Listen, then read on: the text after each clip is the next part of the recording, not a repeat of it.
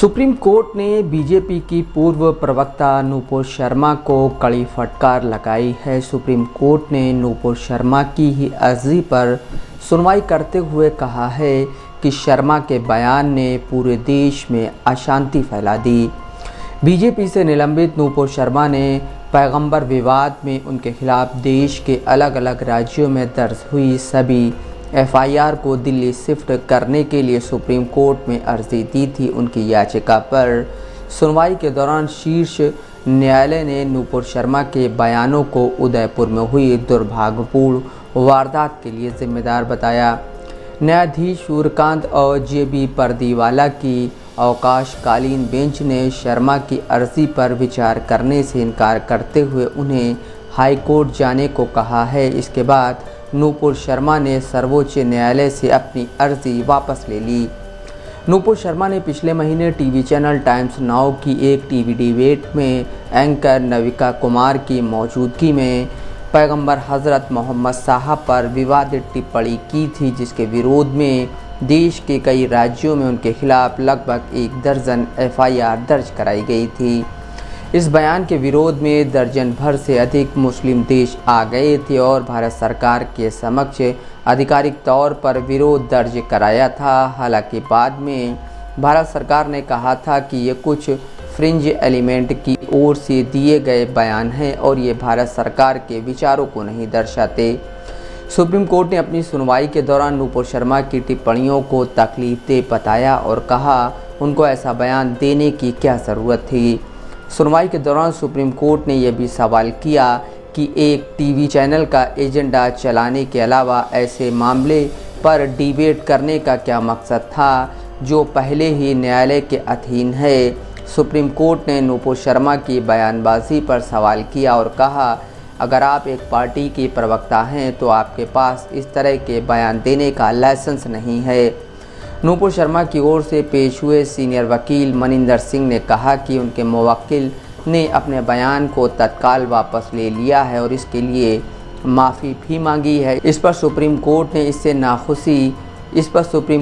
इससे नाखुशी जाहिर करते हुए कहा कि उन्हें टीवी पर जाकर पूरे देश से माफ़ी मांगनी चाहिए थी। सुप्रीम कोर्ट ने नूपुर शर्मा के वकील से कहा उन्होंने बहुत देर कर दी और बयान को भी सशर्त वापस लिया। उन्होंने यानी नूपुर ने कहा कि अगर किसी की भावनाएं आहत हुई हों तो वो माफ़ी मांगती हैं।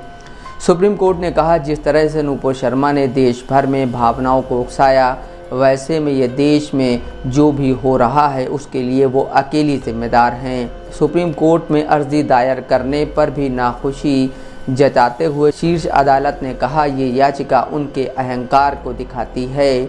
ऐसा लगता है कि देश के मजिस्ट्रेट उनके लिए बहुत छोटे हैं। अदालत ने नूपुर शर्मा के वकील से ये भी कहा जब आपके खिलाफ एफआईआर हो और आपको गिरफ्तार नहीं किया जाए तो ये आपकी पहुंच को दिखाता है। उन्हें लगता है उनके पीछे लोग हैं और वो गैर जिम्मेदार बयान देती रहती हैं। नूपुर शर्मा के वकील ने अदालत से अपनी याचिका वापस लेने की अनुमति मांगी और साथ ही भरोसा दिया कि नूपुर कहीं नहीं जाएंगी और जो एजेंसी जब भी जांच के लिए बुलाएगी वो पूरा सहयोग करेंगी। बीजेपी की पूर्व प्रवक्ता नूपुर शर्मा ने अंग्रेजी टीवी चैनल टाइम्स नाउ पर एंकर की मौजूदगी में टीवी डिबेट के दौरान पैगंबर हज़रत मोहम्मद साहब पर आपत्तिजनक टिप्पणी की थी। इस मामले पर विवाद होने के बाद नूपुर शर्मा ने माफ़ी मांगी और अपना बयान वापस लिया था। उन्होंने खुद को धमकियां मिलने की बात भी की थी, लेकिन यह विवाद यही नहीं थमा और इस मामले की आंच इस्लामिक देशों तक पहुंच गई और 12 से अधिक देशों ने नूपुर शर्मा के बयान पर आपत्ति जताई थी। कतर ने इस बयान के लिए भारत से माफ़ी मांगने के लिए भी कहा था। इनके अलावा मुस्लिम देशों के संगठन ऑर्गेनाइजेशन ऑफ इस्लामिक कोऑपरेशन यानी OIC ने भी नाराज़गी प्रकट की थी। इसके बाद बीजेपी ने नूपुर शर्मा को पार्टी से निलंबित कर दिया। उनके साथ साथ पार्टी के दिल्ली मीडिया यूनिट के प्रभारी नवीन कुमार जिंदल को नूपुर शर्मा के बयान वाले पोस्ट को ट्वीट करने के लिए पार्टी की प्राथमिक सदस्यता से निष्कासित कर दिया गया।